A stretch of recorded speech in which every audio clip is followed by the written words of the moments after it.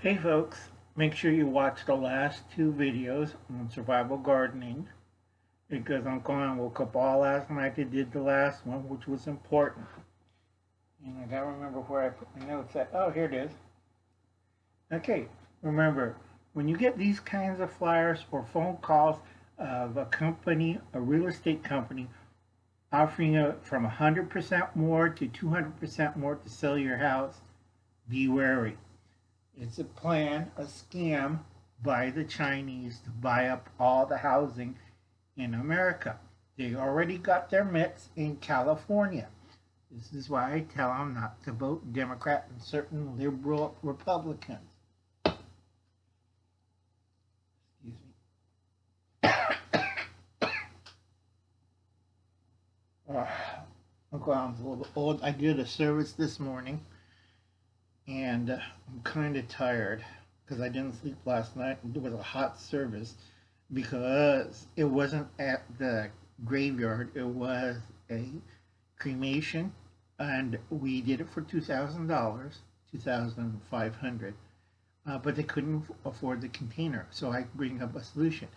I went to Ace Hardware and I bought a paint can, and I told them, "You keep the ashes of your loved one. Doesn't matter what it looks like. This is a temporary fix.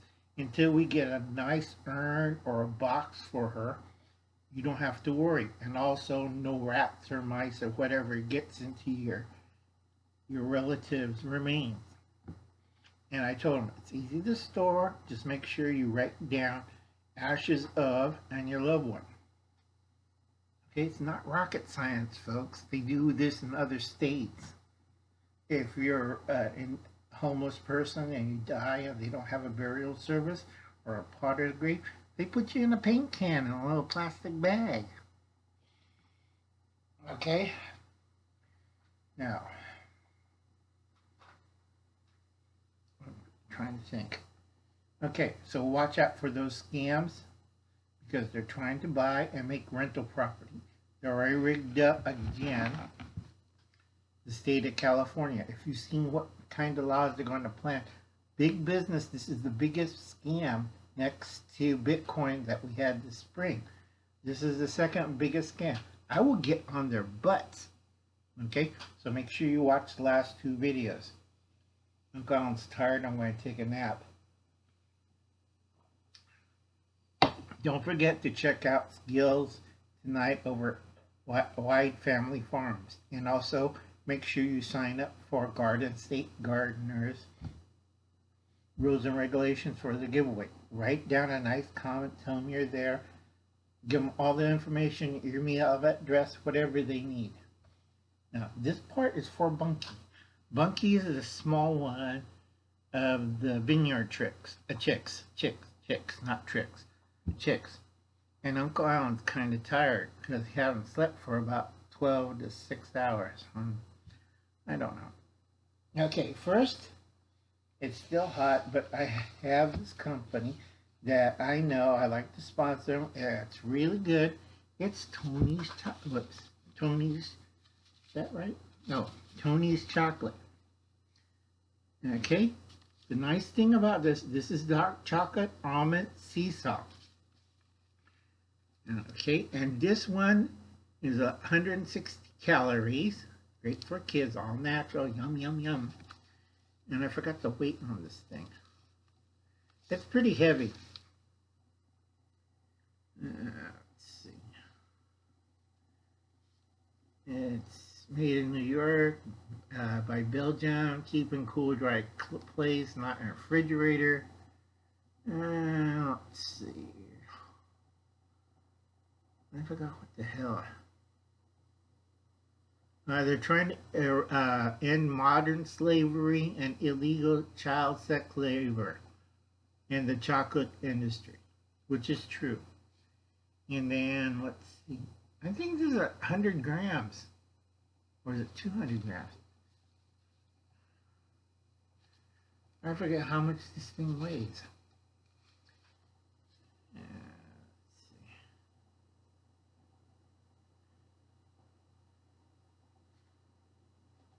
Yeah, it's a pretty heavy bar. And also, that one's dark chocolate. Uncle Alan likes dark chocolate. And I'll get milk chocolate. Yeah, milk chocolate. This is 32% milk chocolate. And again, this is a pretty heavy bar. I just don't remember how much these things weigh. There, oh, here it is. This is 6.35 ounces. This can of chicken a la king. Okay. And then this one weighs, let's see that. And it's a pretty heavy candy bar. So hopefully, Bunkie, when the weather gets cooler, we could send it to you, or I'll pack it with some kind of dry ice or a freezing element. Another chocolate thing I like, and I'll pick up early, is Hershey chocolate hot cocoa mints. Now, Uncle Alan's been planning. I'm going to try to make a 10-ounce bar that you could combine both. It's a candy bar that you could shave down to make hot chocolate. Everybody is laughing at my name for the candy bar. It's called Old Richard. And I hear Courtney, do you know what's the shortened version of that, Uncle Al? I said, Old Richard. But remember, folks, I had 2 strokes, so I don't have a sense of humor. I still don't get it. Okay, back to chicken a la king. This is great if you have cans of. Reason why, you're growing potatoes. What you do is split a potato, okay, that's been baked, and heat this up in a saucepan, add a little wine, add a little cheese, and you pour it into the potato so it's nice and saucy and covered with cheddar cheese, and bake, and then sprinkle green onions to look at to garnish. Easy to do. 4 potatoes, 1 can. Okay, the only bad thing about this used to be in a 15-ounce can and only could get the 10-ounce. 15-ounce can used to I buy for $1.35. This used to be 95 cents. Now I have to spend $1.35 for this. Okay? Remember, folks, food prices have gone up. Another thing is, a lot of people, I keep telling them, a lot of the camping equipment, the tents are a piece of garbage. But you could spell it out as, and you know how it's, what I'm saying. Now, this is cheap. Okay? See how big this is? 10 by 20. So the Scout approved tent is leaking. This is a drop cloth. It's waterproof. You put it over the tent, you tie it down. Not rocket science, folks. I usually have 2 of these when I go camping with my great grandnephew's Boy Scout troop, because some of their tents garbage. I'm serious. And they're looking at me, what's a rain fly, Uncle Al? And they're looking, why can't we sleep in your tent? Because my tent is custom made. It's a canvas, high quality, has a little stove, I have a floorboard. Don't come in my tent with your stinking shoes. Put them right there. I have slippers, I have a sofa. And they're looking at me like, why can't we live in your tent? It has a stove. Yeah, and in summertime it has an air conditioner.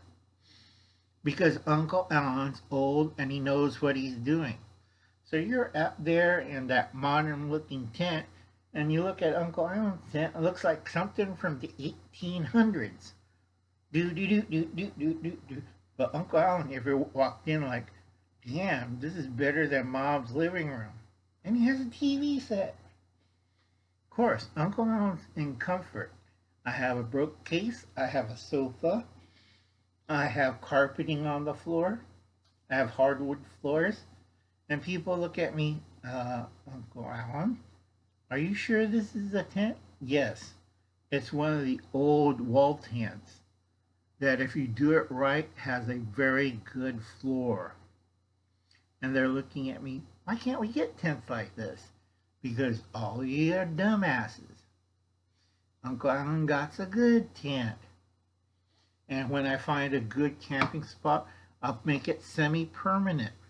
This is why Uncle Alan knows stuff, and this is why you're sleeping in a little igloo thing in a bag. Uncle Alan has a bed in that tent and a toilet. What are you doing? I'm squatting over there behind the tree, Uncle Alan. I think a bear licked me. You know, that's a big difference. Okay, folks? Like I said, Uncle Alan doesn't have a sense of humor.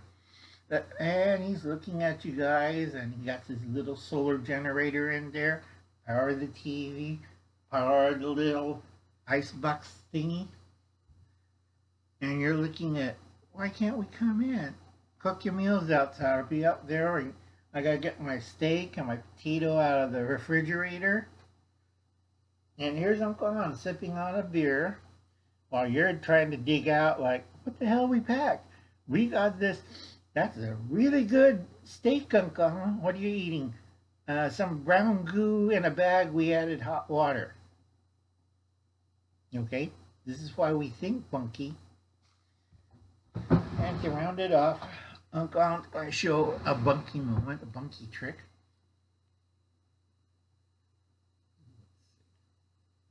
That's right. You take a tree branch, you cut the tree branch with this, make a hole,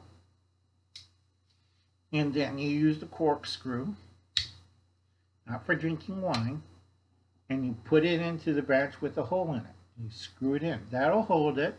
Second thing you want to pop out, if I can grab it, is your saw. So you'll have stuck onto the branch. You use two hands on the branch, and you could saw your wood instead of going like this on the wood. A lot harder. But if you put this on a branch that you drill the hole with the awl, and the corkscrew will hold it, you would use that to maximize your usage. And I gotta send something to Mama Bear prepping one of my survival books. I think I could buy a copy. So, okay. Another thing. Let me get up. Getting old. Now you go look at Bob's old video, and Bob has a modern one of these. I have this old beat up one. I carry all my survival gear that I need. It all fits in here. Okay. I wore this to Walmart. I wore it to Save Mart. I wore it to church. Nobody ever takes another look. And also I pack heat in this. This thing has so many secret compartments in it. You know, my nephew's like, Uncle Alan, you have 2 magazines and a full-size pistol. Yeah, can you tell it's in here? No. I have another custom-made one. It's coming in, maybe. It's about $23. I told them make it look like a fly fishing vest or sportsman vest. And they said, why, don't you want tactical? And I said, no. That's the trick, folks. If they say tactical or it's in bright colors, and God help you. If I hear Speedos, I'm going to kick something really hard in some place. But the light don't shine. Okay? So I'll catch you later, folks. Like I said, I carry my equipment. I know how to use it. And that was a Bunkie moment for you, folks. You have a nice day.